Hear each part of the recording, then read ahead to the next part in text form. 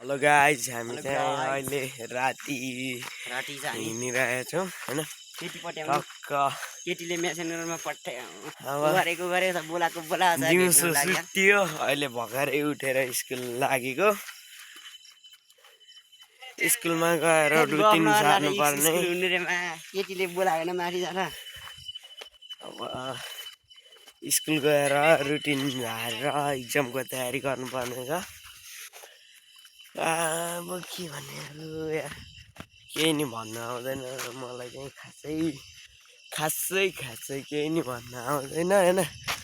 विशुको girlfriend यहाँ हेर्नु होला सबैले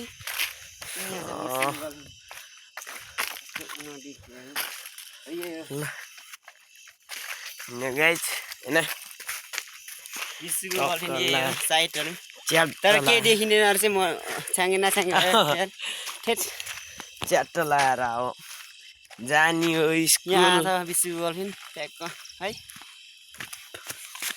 स्कुल जानी हो, रुटिन सार्ने हो, फेरि झर्ने हो। लन्ठ्याङ जाने हो लन्ठ्याङ झर्ने हो। स्कुल चाहिँ 5-10 मिनट लाग्छ, धेरै लाग्दैन। हामी दुईजना मामा भान्जा हिँडिसकेका छौँ। तपाईँहरूले धेरै इक्जामको आशीर्वाद दिनुहोस्, जुन आशीर्वाद लागेर म खुसी हुन्छु हैन, पास हुन्छु है। फेरि हामी पढन रासे चाहिँ होइन नि, त्यही दादा फिगर लभर हो त्यही मुजी उता हेरौँ। उहाँ हुनुहुन्छ हाम्रो बुहारी नानी, घाँस लिएर आउनु भएको छ पुरै लाएर।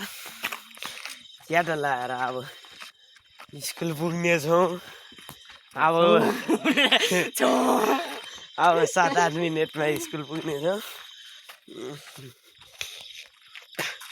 हाम्रो गाइस फार्मेसी है त सबैजनालाई ल है हामी चाहिँ हाम्रो के अरे हो बाटो स्कुल जाने